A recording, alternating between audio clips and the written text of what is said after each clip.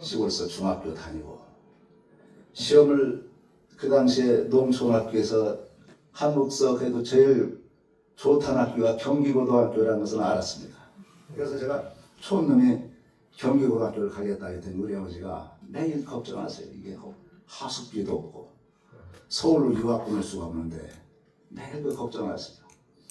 근데 고집을 펴가지고 그 당시에 우리 중학교 공주 사대부 중에서 남자 한 반 여자 한 반인데 1년 선배가 경기고등학교를 한 명이 들어갔어요. 그러니까 우리 아버지한테 아니 한 명 들어갔으면 저도 보겠다 했더니 우리 아버지가 큰 걱정하시는데 제가 시험을 치르는데 경기고등학교 시험 보려고 경기고등학교 앞에 여관에 저희 아버지하고 들어가서 이제 그 다음날 시험 여관에 들어갔는데 연탄 가스 사고가 벌어졌습니다. 그래서 둘째 날 시험에 거의 점수를 얻기 어려웠지. 그래서 떨어졌습니다. 눈물이 앞을 가리죠. 실패를 거뒀습니다.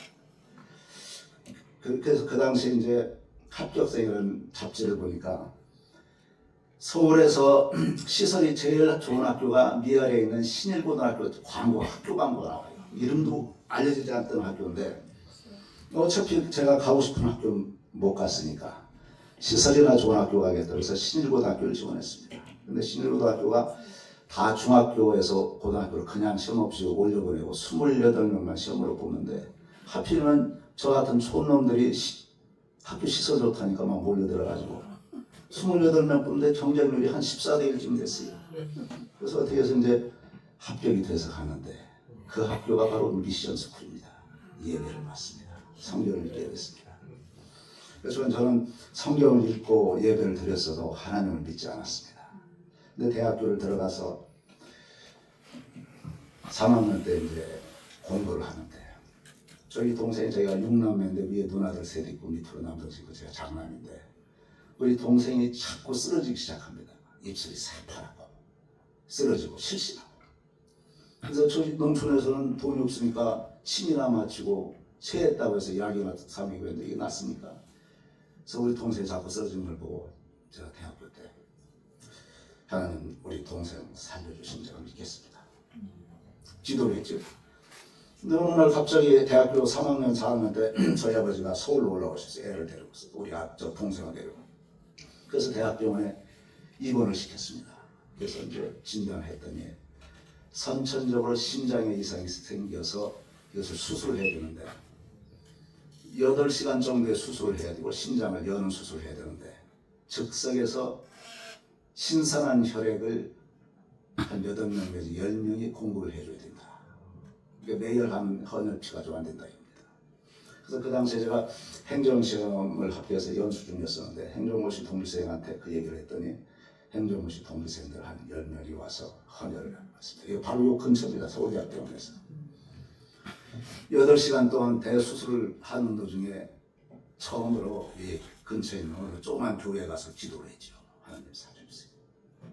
근데 수술이 끝나고 우리 동생이 살아났습니다.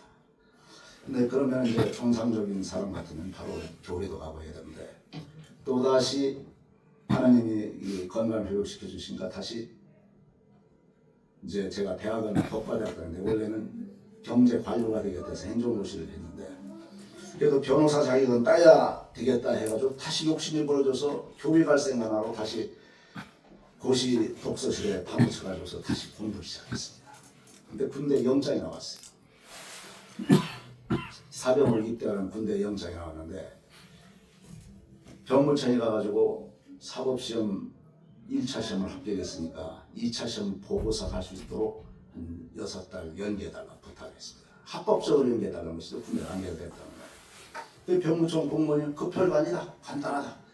당신 안경 쓰고 시력도 안 좋고 하니까 진단서 안과 진단서를 잘 떼어가지고서 논산원에서 가라. 그럼 군의관이 그 병무청에 그 진단서를 내용을 통해서 귀유 조치시킬 것이다. 정밀 진단이 필요해서 귀유 조치시키면은 자동으로 6개월 내지 8개월 정도는 자동으로 연기가 되니까 그래서 사법시험 2차 시험 공부하는 거 하고서 가라. 합법적으로 할 수 있다고 자신 있게 얘기하니까 그런 줄 알고 저희 아버지한테 오늘 논산원에서 가도 좀 이따 되돌아오니까 걱정하지 마세요 하고서 그냥 갔어요. 진단서를 딱 끊어가지고 갔는데 그날따라 논산훈련소에 보안대에서 검열이 들어왔습니다.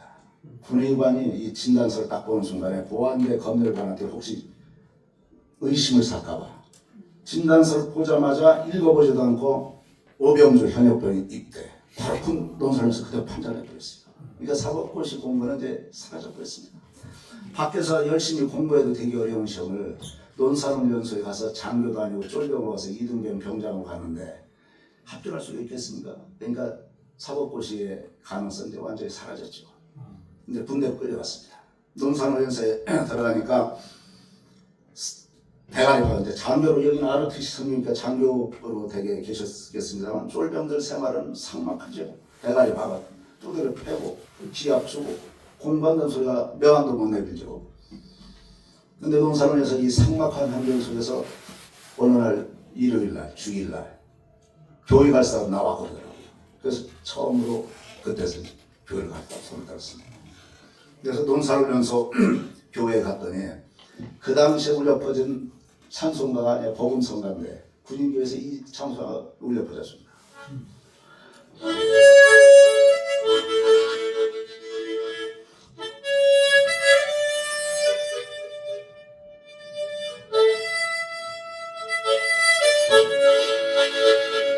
이 시간 주님께 기도드립니다. 이 찬송가를 들으면서 들어온 눈물이 흘렀습니다. 그래서 이제 논산훈련소에서 제가 교회를 다니기 시작하고 군인교회에서 세례를 받았습니다. 그래서 부대를 배치를 받고 이제 2등병으로 부대를 배치받았죠. 이게 정보사령부에 배치를 받았는데 부대에서 이제 공부한다는 소리는 입 밖에도 낼 수가 없는데 마침 제가 입대한 것이 1980년 11월 20일 날 입대했고 논산원에서 마치고 부대 배치받은 게 이제 1월달 배치가 됐는데 부대 정보사령부의 사령관에 당번병이 있는데 당번병이 육군 병장인데 제대 말년입니다. 윤순환 병장이라고 사령관 당번병이 사법고시 제대 말년에 공부를 해서 시험을 보려고 했습니다. 그 제가 있던 내무반 옆에 내무반에 박영하 1등병이라고 저보다 조금 일찍 군대 온 사람이 사법고시 준비를 하고 싶은데 시험 공부한다는 명함을 못 내밀고 있던 사령이 또 한 명 있었어요. 근데 사령관 당번병이 공부를 하니까 공식화 시켰어요.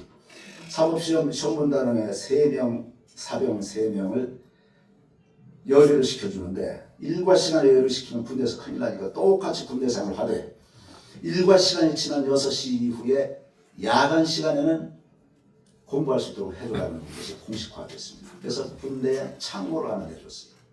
창고를 하나 내줘가지고 야간 보초를 빼주고 창고를 내줘가지고 그때 거기서 이제 공부를 했는데 군대에서 짬밥을 먹고서 공부한다는 것은 칼로리 가져가서 말로는 공부한다고 이렇게 엎드려 있는데 10시, 11시가 되면 엎드려서 이렇게 잠깐 졸면 그대로 자고 새벽 2시, 3시에 깨서 내무반 들어가면 고참들이 잠이 깨가지고 저 자식 공부식 하라고 했더니 새벽 2시, 3시까지 열심히 하다 두구나 이렇게 했는데 실제는 졸다가 들어간 거예요.